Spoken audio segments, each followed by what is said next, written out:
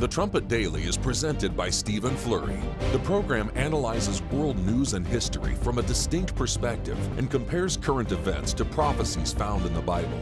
The program also offers free educational publications, including the Trumpet News Magazine and books and booklets. The Trumpet Daily is produced at the Philadelphia Church of God's home campus in Edmond, Oklahoma, and its sister campus in Edstone, England. More information is available at thetrumpet.com.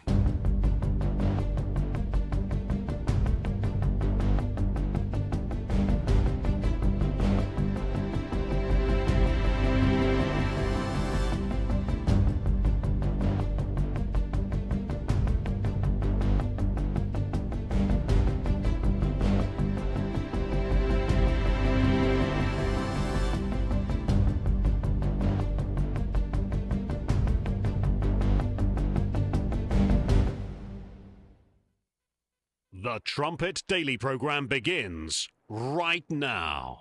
Today's world news, what it means, where it's taking us. I bring you the one and only possible message of world peace. This is a message of hope, tremendous hope.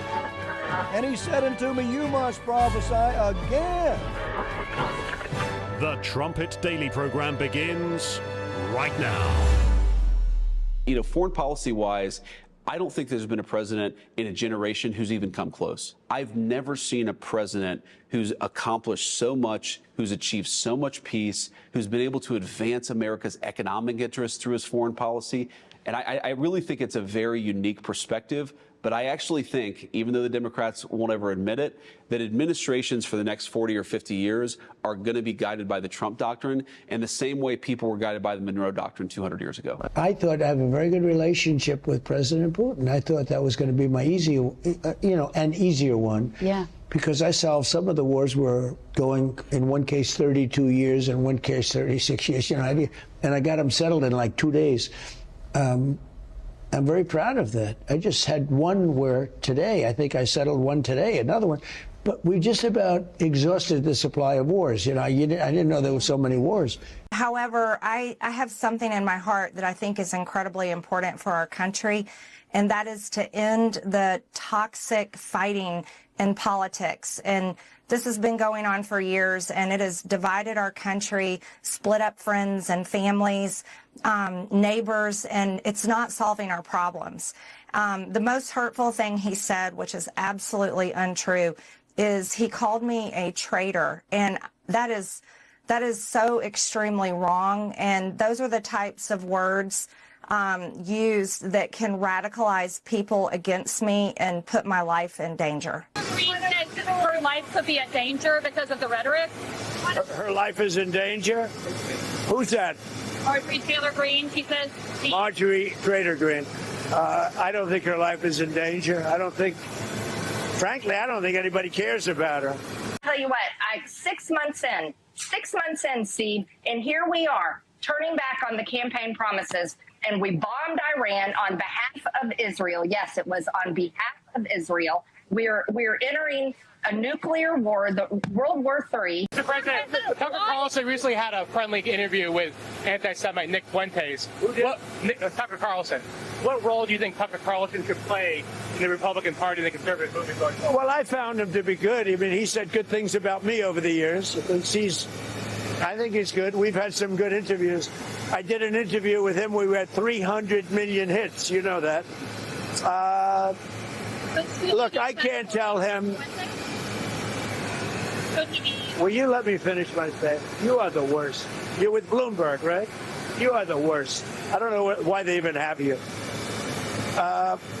We've had some great interviews with Tucker Carlson, but you can't tell him who to interview. I mean, if he wants to interview Nick Fuentes, I don't know much about him, but if he wants to do it, get the word out. Let him, people have to decide. Ultimately, people have to decide.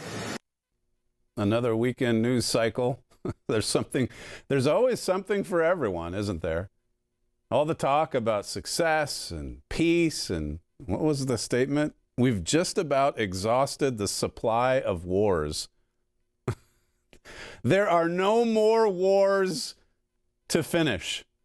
And yet Well, listen to them go back and forth at each other. I mean, the spirit of war is everywhere. You see it politically, you see it according to nations, families, and of course, it's all spoken of in Bible prophecy. And we'll look at some of those verses on today's show. You're listening to Stephen Flurry, and this is the Trumpet Daily. We appreciate you joining us on today's show. We're off and running on another week of broadcasting. You can get to the live video stream of the Trumpet Daily at thetrumpet.com, the website, or go to our Rumble channel, rumble.com/Trumpet Daily. So for the past several days, I've been studying into what the Bible describes as the heart of man or the mind of man. And when you compare it with what man thinks about the human heart and how much trust we have in, the peace process or a political movement or party, how much trust we have in the Jews or how much we don't trust the Jews, the spirit of murder, hatred. Tucker can sit down with anyone he wants to because he said some good things about me. How's that for bottom line reasoning? There was a time when Marjorie Taylor Greene said a lot of good things about Donald Trump. In fact, she was one of his most ardent supporters. But what happened? I mean, there's the breakup in the MAGA movement over the Jews, the dirty Jews. And now they're divided over the Epstein files and, foreign wars and all these peace efforts when there's still a lot of problems at home. There's a lot of division in MAGA. I mean, and they're airing their dirty laundry out in front of everybody. And as President Trump often says, the Democrats, even though there's deep divisions there as well, they tend to conceal it better. But here are the MAGA people fighting one another. And we're, not even a year away now from the midterm elections. I mean, the return of Jeroboam, even though it was prophesied, and we certainly talked about it nonstop on this show. But at the same time, we said, don't get swept up into this false sense of security. Don't put your trust in a man. Don't put your trust in a political movement. And you see quite a few people already disillusioned. It makes you think about all those promises that the dear leader made back in 2008. And then he came in and right away we learned that, actually he's going to increase or intensify racial tensions and strife and division. He certainly did. And President Trump's certainly done some positive things with the economy. Some would say not near enough or not fast enough with border security. But boy, we weren't expecting the peace kick. I mean, to be talking about exhausting the supply of wars. And I didn't get the Nobel Peace Prize. Who would have known coming in just how obsessed this administration would be with a piece of paper, with sitting down with terrorists in the White House or in Cairo or wherever, Qatar, Turkey, and on it goes. The spirit of hatred, it is everywhere. Matthew 13 and verse 15. I was saying in Life and Teachings this morning, just before I get to this verse, here is the Son of God, Jesus Christ, the Messiah, the Anointed, and he's coming, and practically everything he did was the fulfillment of a prophecy in the Old Testament. The time, the place, even what he would do and what he would fulfill. There's a passage where he's teaching in the synagogue on the Sabbath, by the way. He's teaching out of the book of Isaiah. He closes the book. He tells the people there listening, and they were fastened on him, by the way. He tells them, this day is this prophecy fulfilled. what Isaiah the prophet had written some 700-800 years earlier. He was fulfilling prophecy in front of these masses of people, and yet he told the people, well, you turned out because of the miracles. You just want to be a spectator. Or in the case of John 6, you turned out because you wanted a free meal. They didn't want the true doctrines of God. They didn't want repentance for sure. And so in the end, I mean, he spent the better part of his 3.5-year ministry with just 12 students. 12. Now, he certainly addressed the masses as well, and sometimes they chased after him. But he explained the meaning of the truth that he preached to just 12 students. For the most part, you get to Acts 1, there's 120. You think of all the preachers, the teachers in the history of human civilization, which one should have been by far the most popular, best received master of them all? You would think it would be the Son of God, right? In fact, they rejected him. He came as a light, and they preferred darkness. That's what the scriptures say. Look at this one here in Matthew 13. Verse 15 says, "For this people's heart is waxed gross, and their ears are dull of hearing, and their eyes they have closed, lest at any time they should see with their eyes and hear with their ears and should understand with their heart and should be converted, and I should heal them." That's one of many verses, by the way, that talk about man's heart and how it needs to be healed. There's a verse in Philippians that talks about the mind of Christ that we have to let in, because the human mind won't cut it. The human mind is deceived. The human mind is hostile to God and his law. Romans 8 and verse 7. As I say, when you look into the Bible and you see what it has to say about the human heart or mind, it's not very good. Matthew 15 and verse 19, Jesus said this, "For out of the heart proceeds evil thoughts, murders, adulteries, fornications, thefts, false witness, blasphemies."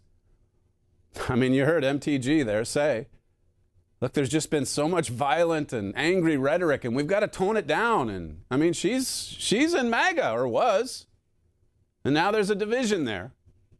You know all about the division between Republicans and Democrats. They're digging in their heels. It's the spirit of this world. Genesis 6 and verse 5, this was God's assessment of human hearts just before the flood of Noah's day. He said, "And God saw that the wickedness of man was great in the earth, and that every imagination of the thoughts of his heart was only evil continually." Every single imagination. His heart was set on evil continually, at all times. The Amplified Version says, "Every imagination and intention of all human thinking was only evil continually." Not one good thought. Total mental depravity. And it filled the earth. A couple chapters later, Genesis 8, verse 21, "For the imagination of man's heart is evil from his youth." From his youth. That's where it all starts. Ephesians 2 and verse 2 tells us how it happens. It's not like God created us with an evil heart, but it is corrupted from the earliest days of our youth because of Satan's broadcast. He's relentless. He's vicious. He's filled with hate. He's the father of lies. He's the father of murder. He's behind the spirit of hatred and division. And the reason this passage before the flood is so important is because of what Jesus said in Luke 17. He said it would be just like the days of Noah in the last days, where man's heart, where every imagination and intention in all human thinking is on evil continually. President Trump came back because God brought him back. God intervened to save his life. And we're finding all these new revelations out about Thomas Crooks, you know, the one that everyone forgot about as soon as it was July 14th last year. And yeah, he's a radical leftist, but Chris Wray scrubbed that from the record, the former FBI director. And it's only now coming out, thanks to some internet investigators, basically, finding his social media footprint and just all the evil thoughts that he harbored, that he put on social media, and that evidently the FBI they couldn't quite track it, or it didn't get their attention. There were no red flags. And then when he carried out his evil deed, you have the men in suits at the FBI, at the DOJ, that just get up even before Congress and lie, as I discussed on the program Friday. They just lie about it. I mean, where does that come from? That motivation, that intention, that evil. Well, it was just like that, or this, in the days before the flood.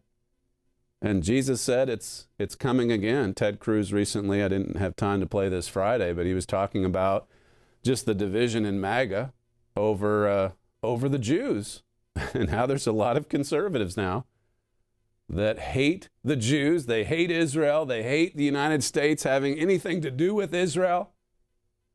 This was Cruz on JNS, clip 16.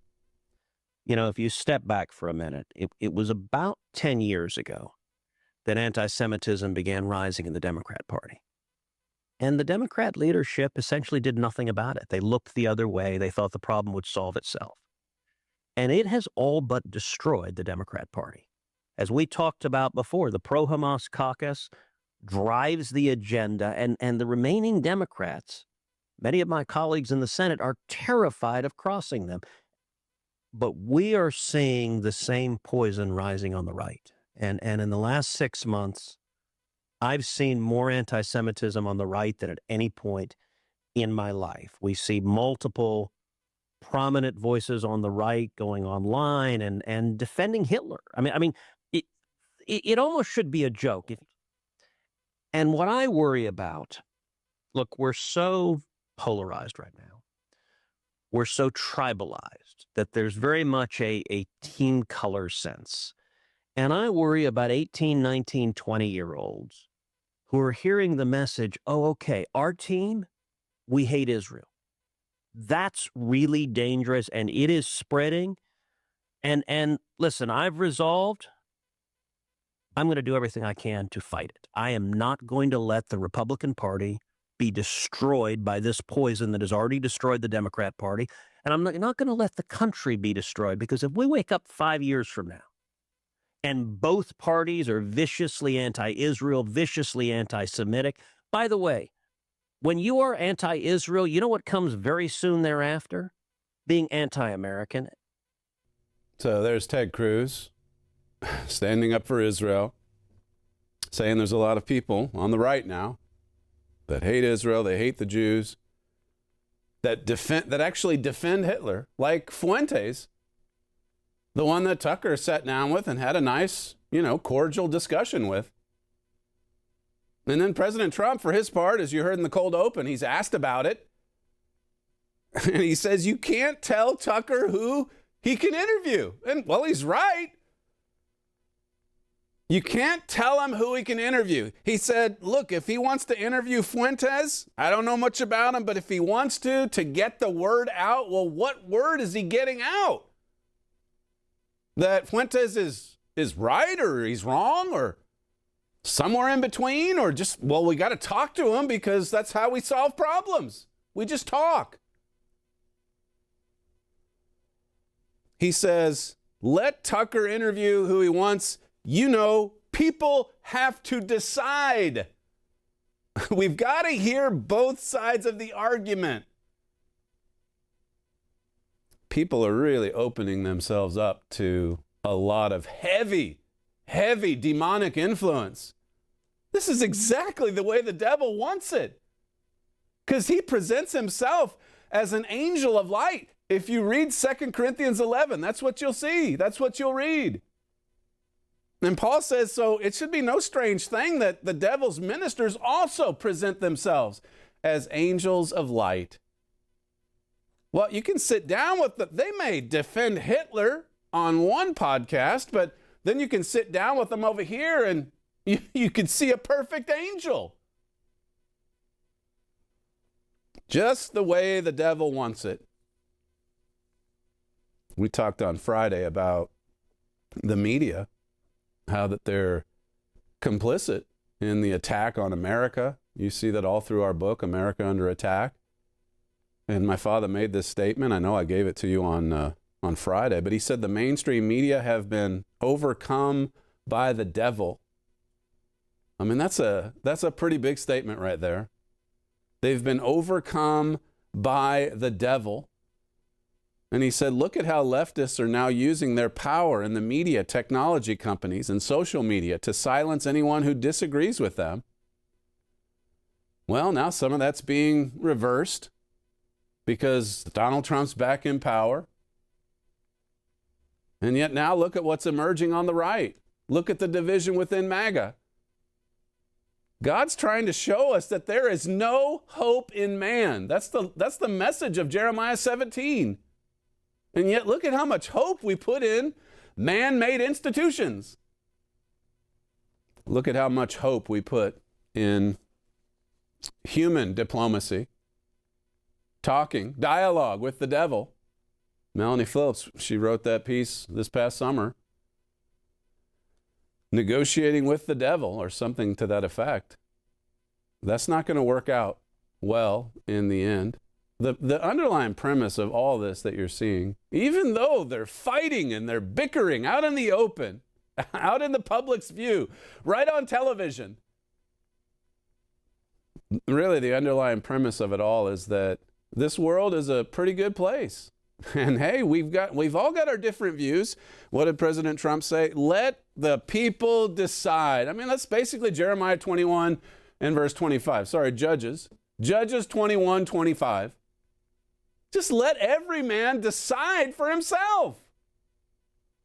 Well, that's what we're doing. And so that's why you see so much fighting. No amount of, hey, we've accomplished this, and this will cover for a cold, hard, realistic view of this present evil world. Okay, so it's not the most popular message there is. But look, Jesus came to this earth, God in the flesh, the anointed of God. And I just read to you what he said about the human heart. And they hated him because of that. They hated Christ. I mean, we know about what happened at the end with the crucifixion and the scourging, the beating, the suffering. They were about to throw him off a cliff outside of Nazareth at the very start of the ministry, because he came in and he upbraided the people. And he said, look, this is my hometown. And yet a prophet has no honor in his own town. It says that in all the Gospels. They didn't honor him. They didn't respect him. They didn't look to him. For whatever reason, they didn't like his message. They were jealous. They found fault. It's unbelievable. This was the human heart 2,000 years ago in the presence of God. Even the ones that saw Jesus grow up in Nazareth, they wanted to kill him. And he had to escape away. It wasn't time, but they eventually got around to it. They killed him 3.5 years later. What does this world, I mean, the world today, it's an outgrowth of what was there 2,000 years ago. What is wrong with this world? answer the human heart. That's what's wrong. Listen to Herbert Armstrong. This is from a sermon he gave back in 1981, clip 14. Now the whole world has been cut off from God and from the knowledge to solve man's problems or to deal with one another. He's cut off from God and he can't even deal with his neighbor. That is the kind of world you've been born in. And people think this is God's world. And people think this is a pretty good world. Oh, they don't know how rotten it is. Man has had great progress materialistically. But he's had nothing but retrogression when it comes with dealing with man and no connection with God. Even after Christ came. Now, why did all this thing happen? Man cannot deal with people. He's out of contact with or help from the Creator, which he needed. Now, man has developed the hydrogen bomb. Man has developed the engines of destruction that can become the Frankenstein monster to destroy man. So who's right here? Some of the ones you've seen in the clips I've played, or is this servant of God right? Is his assessment of this world correct? He said there, notice, that even after Christ came, man had no relationship with God, couldn't get along with fellow man, and even when God in the flesh came, they still didn't embrace him. They still rejected and despised him. They dishonored him. They persecuted him. They chased him. That's what mankind thinks of God. And that's because of the human heart. I mean, when Jeremiah 17:9 says it's deceitful above all things and desperately wicked, I think there's another translation that says dangerously sick. I mean, we need healing. We need healing. Philippians 2 and verse 5 says, "Let this mind be in you, which was also in Christ Jesus." Let this mind be in you. We need another mind if we're going to solve the problems of this rotten world.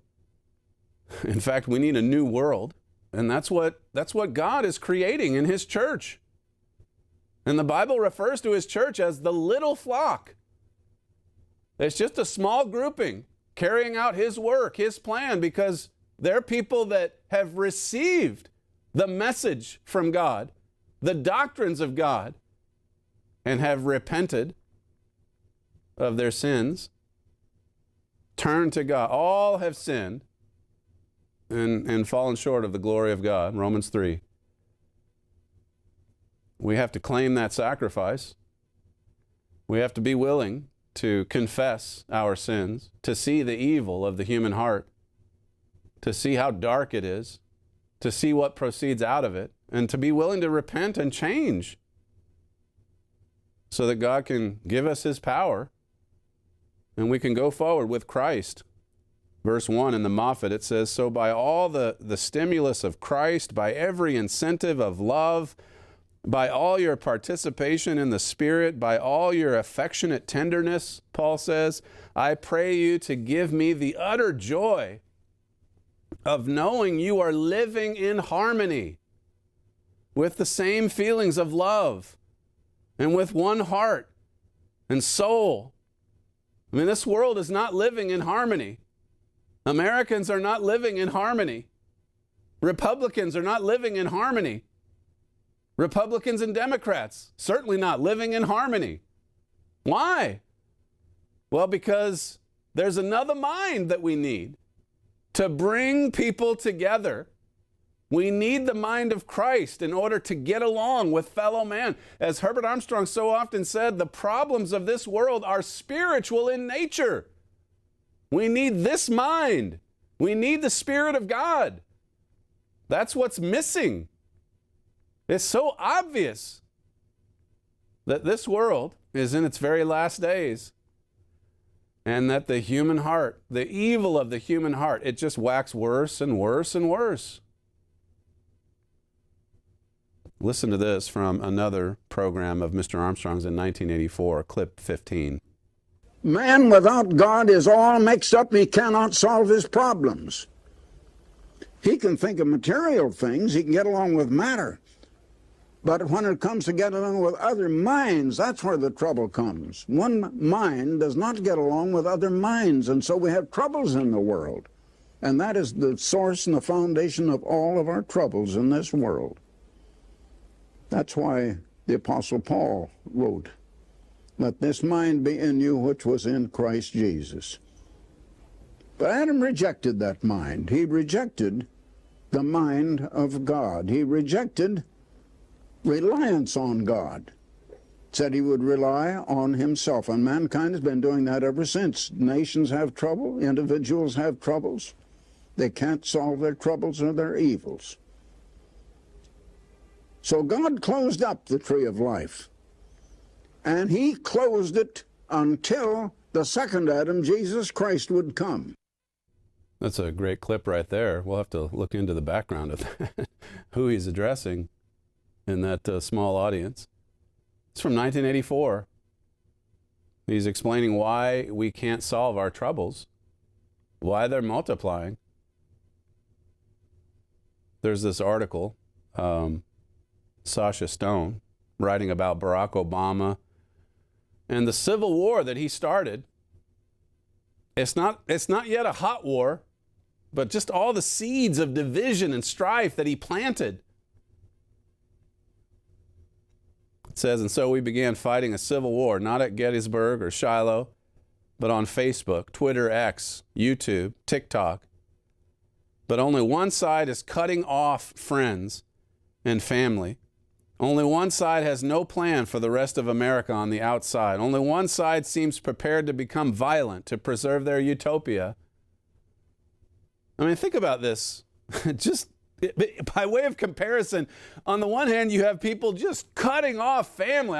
You're a dirty Republican or a Jew? I'm not going to have anything to do with you. I want to blot you out. And then you've got this other extreme movement that says, hey, you're all for exterminating Jews? Well, hey, let's come and talk about it. Let's talk about your views. Nobody can say who or who should not go on a podcast. The more we talk, the more we solve problems. That's delusional, that kind of thinking. It says here, I thought November of 2024 was like the burning of Atlanta. Not quite the end of the war, but almost. Now, after Charlie Kirk's assassination and the fracturing of the right, I'm not so sure. We thought, well, as soon as Jeroboam comes back, I mean, the Civil War is over. We finally overturned Obama's fundamental transformation. And well, it did prevent that complete transformation from happening. But are we reversing everything that was wrong with America? Is it a 180-degree turn? It says here, what I do know is that so much of what defines our Civil War, so much of what explains the left's mass psychosis took root in 2008. 2008 was a crisis that sparked the fourth turning, according to Neil Howe, who co-wrote the book with William Strauss. It says, it wasn't just the election of the first black president, or the launch of the iPhone, the rise of social media, or the $800 billion bailout of Wall Street that birthed two populist movements on the left with Occupy and on the right with the Tea Party. It was also the year an idea contagion began to spread. I mean, we're not even looking back more than what, 20 years? And you see the rise of social media, just the technology. Look at how much evil spreads just because of that. But then you've got the dear leader, everything that's happened since, the attack on Trump. In April of 2008, Obama was recorded writing off half the country as people who were bitter and clinging to guns and religion. They were bitter clingers. You remember this, some of you. It says, but it was accusations of racism and Islamophobia that would become Obama's most powerful weapon to win. It is the kryptonite of the ruling class and what has divided this country for 10 years.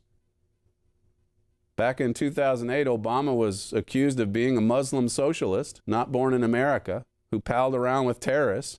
Now, one of the new leaders of the Democratic Party is a Muslim socialist, not born in America, who pals around with terrorists. There you go. No, Obama was an angel. Obama was an angel of light. He was not a Muslim terrorist or a Muslim terrorist sympathizer, nothing like that. And now look at where we are today with Mamdani heading up the city of New York, New York's new mayor, and more Democrats saying, hey, the time for civility, as if we're civil right now, the time for civility is over. Listen to this from Fox News, clip 6. More liberal voices are demanding Democrats ditch civility altogether. Take a listen to comedian Samantha Bee and Hunter Biden.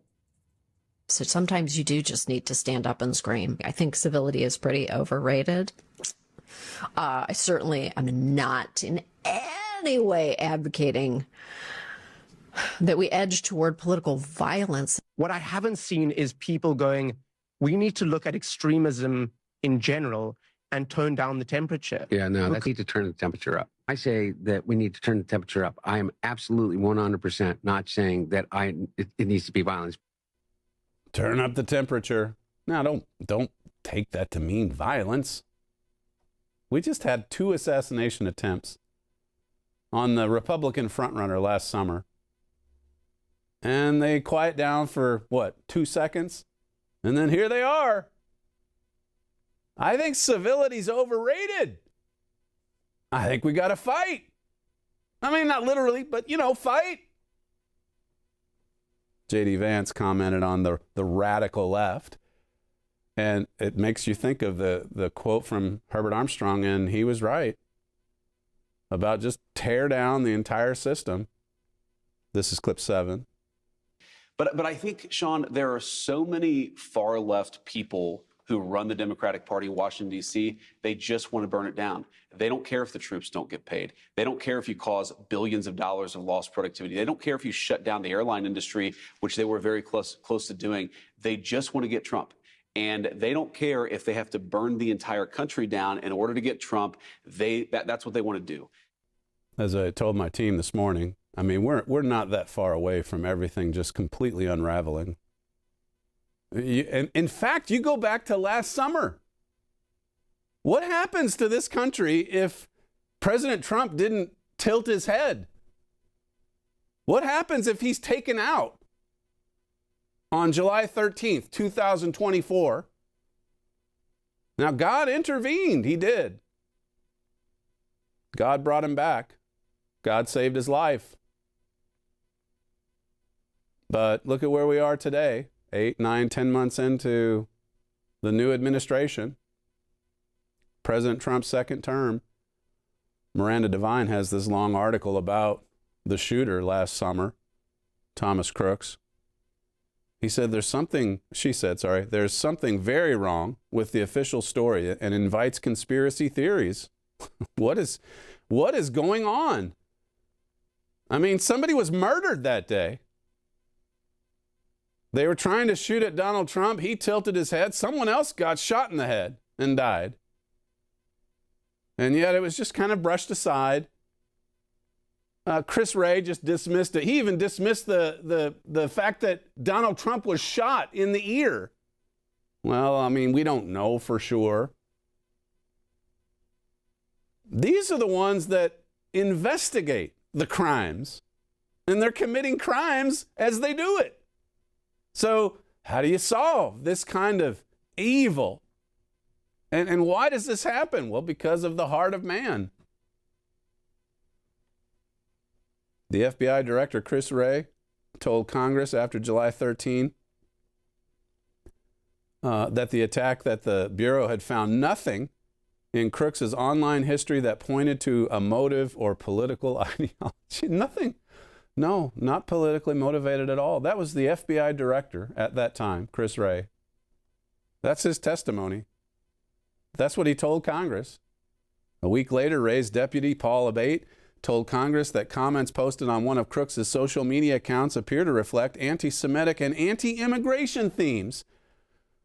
So they knew, they have the social media footprint. They have it. I see a Celtic Throne ad on that New York Post article. There you go. You've got Miranda Devine, and then, oh, they got rid of it already. Sorry, I jinxed it. So anyway, he gets on, the deputy guy. He goes before Congress and he says, you know, it's, if anything, he was kind of a right-winger. And then that's all we know, and we're not going to talk about him anymore. That was their story, and they stuck with it. Devine says, thanks to an enterprising source who uncovered Crooks's hidden digital, an enterprising source has to figure this out because Chris Wray's job is to cover it up. Thanks to an enterprising source who uncovered Crooks's hidden digital footprint, we can see that Abate misled Congress. That's the deputy FBI director. Yeah, he misled Congress, but that's okay. That's just what they do. It's just what they do. We can see that Abate misled Congress by omission because he left out an entire section of Crooks's online interactions from January to August 2020 when he did an ideological backflip and went from rabidly pro-Trump to rabidly anti-Trump and then went dark, never seeming to post again. This is the part that Chris Wray left out, you see. The online interactions from when Crooks was ages 15 to 17 give us a better understanding of his evolution into an assassin and his ideology. It says the danger Crooks posed was visible for years in public online space. Not at the FBI. They couldn't see it. No, they didn't see it coming. They didn't know who he was. He was just some guy online talking about assassinations and political violence. I mean, you hear what Hunter and the comedian gal say, and then these guys just take it a step further. Yeah, get the rifle, get the scope. It says the source found reams of information that shows Crooks was not simply some unknowable lone actor. He left a digital trail of violent threats, extremist ideology, and admiration for mass violence. Should I repeat that? He left a digital trail of violent threats, extremist ideology, and admiration for mass violence. But, you know, if it's aimed at Republicans, especially if it's at Trump, well, just let him talk. Let him talk. There's no cause for concern. It says none of this online activity was referenced in the final congressional report released in December 2024. That would be 11 months ago. The final report. It's over. The investigation is done. If anything, he was anti-immigration, so he's kind of right-leaning. And they just blot out all of the relevant information, evidence of his radical left-wing ideology. They just left it out. Because, you know, this will help promote peace. And it also helps to promote the narrative that the only violence to be concerned about in the United States of America, the only politically motivated violence, that would be from the right wing. That would be the Proud Boys or some other right-wing militia group. How much longer before, as I say, everything just completely unravels? These are worse than seeds. It's like that previous article I went through. I mean, the Civil War started with Obama, and it's raging. It continues. And now there's wars within groups as well. And all this because this is not God's world. This is Satan's world. 2 Corinthians 4 and verse 4. Miranda Devine, it says, on August 5th, 2020, Crooks wrote, in my opinion, the only way to fight the government is with terrorism-style attacks. Sneak a bomb into an essential building and set it off before anyone sees you. Track down any important people, politicians, military leaders, etc., and try to assassinate them. And that's what he did. And he told everyone in 2020, and he carried it out 4 years later. Like alleged Charlie Kirk assassin Tyler Robinson, Crooks appears to have been interested in furries. Oh, there we go. Furries and exploring gender identity. He described himself with the pronouns they, them on the platform DeviantArt, which is one of the biggest online hubs for furry art and the furry community. Is the devil's influence something that we want to open our minds up to? Are we really at a point where we're just open to anything? You can't tell someone who he should interview or not interview. I mean, let the people have to decide. Well, Crooks made some decisions. He decided things.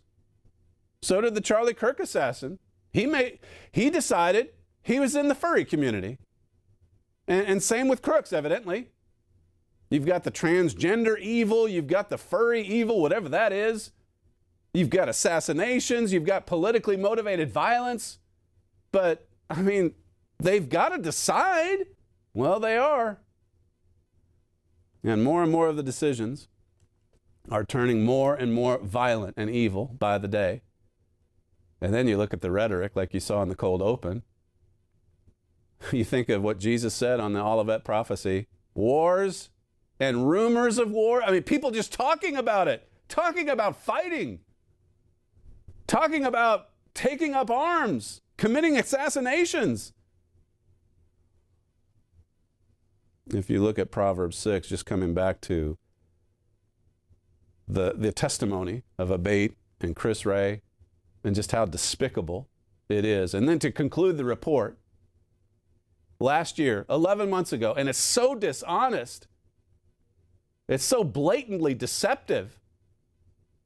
The spirit of blot out the truth. It's everywhere. Notice what God says he really hates in Proverbs 6. These 6 things does the Lord hate. Yea, 7 are an abomination. A proud look, verse 17, a lying tongue, hands that shed innocent blood, a heart that devises wicked imaginations. I mean, think about that in relation to what it says in Genesis 6 about the time before the flood, where man's heart was just on wickedness and evil continually. It says here, God hates that. A heart that devises wicked imaginations. I mean, even wicked thinking is something God hates. He wants us to seek after another mind. We need another mind to make peace with one another. We need another mind to live in safety, in prosperity, to live in good health, whether spiritual or physical. We need the mind of Christ. It says God hates feet that be swift in running to mischief. He hates a false witness that speaks lies, and he that sows discord among brethren. God hates the spirit of division. God hates it when people sow discord. God hates it when they talk about hating one another and fighting against one another. That spirit of deceit, that lying wonder, as it's called in 2 Thessalonians 2. I mean, we witnessed it in the church of God. As I was saying in class this morning, how do you go from supporting the work of the prophesied end-time Elijah to, just in the space of maybe, 12, 18 months, to throwing your full support behind an individual the Bible labels as the man of sin, How does that happen? I mean, that is fundamental transformation. That is opening your mind up to the devil's influence. And look at how quickly he can change your thinking. Look at how quickly. I saw this clip from Tucker. I think it was back in the mid-90s where he was just talking about this hatred for Jews and how do you explain it? And he was exposing it in others. And now he's the others. He's one of them. He's joined them. That's a fundamental transformation. It's not that we don't grow in our thinking as we dig deeper into God's Word, but it sure does show why we need the truth of God. Why, as it says in the latest Trumpet, we need to put down the AI technology and start reading and studying the Bible so that we can just have a sound mind. That's what the Spirit of God is. It says in 2 Timothy 1, it's the spirit of a sound mind. We need another mind to think straight, to think the right way, to have the right worldview, to understand, when we should confront evil and when we should shun it. People are losing that ability. It's every man for himself. It's all gray. Everything's gray. And from the president on down, it's, hey, everybody's got to decide. So who's to say whether he should talk to so-and-so or not? Let him talk to him. And let the people decide. Well, the people are deciding. And more of them are fundamentally transforming into the Jew hatred camp. Is that healthy? Is that going to lead to utopia? Is that going to strengthen the bond between nations? Is that going to add to Israel's safety and security? Well, I guess a lot of people think that it will. John 8, verse 39, it says, "And if you were Abraham's children, you would do the works of Abraham." Jesus was addressing the Pharisees of his day, and they were so proud of themselves. They thought, hey, we're followers of Moses. We're descendants of Moses. And Abraham too. We come from a righteous background. Look at us. Look at our great patriarchs. Jesus said, if you were the children of Abraham, you'd live the way Abraham did. You'd fear God. You'd obey his commandments.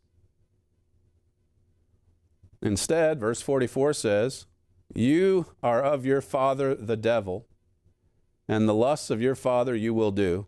He was a murderer from the beginning and abode not in the truth, because there is no truth in him. When he speaks a lie, he speaks of his own, for he's a liar and the father of it. You're children of the devil. Now, they didn't like that message. That's why they tried to kill Christ. That's why they wanted to assassinate Jesus. They didn't like the truth. They didn't like being exposed. They didn't like being told that you have a wicked, evil heart, and it's on evil continually. And the only way out is repentance toward God and the receipt of another mind, the mind of Christ. Matthew 11 and verse 25 says God, he hides it from the high and mighty, the wise of this world, and he reveals his truth to those with a childlike attitude, an obedient, childlike attitude. That's what we need to begin to make some headway on solving our problems. Verse 31, just backing up, says, then said Jesus to the Jews, those Jews which believed on him, if you continue in my word, then are you my disciples indeed, and you shall know the truth, and the truth shall set you free. The truth will lead us out of captivity, out of all these curses. It'll set us free from bondage. If we know it, if we dig into it, and we believe in faith, and we follow that example that Jesus set for us. Well, that's all the time that we have on today's show, the fastest moving hour in broadcasting. You're listening to Stephen Flurry, and this is the Trumpet Daily. We appreciate you joining us on today's program, and we'll see you again tomorrow.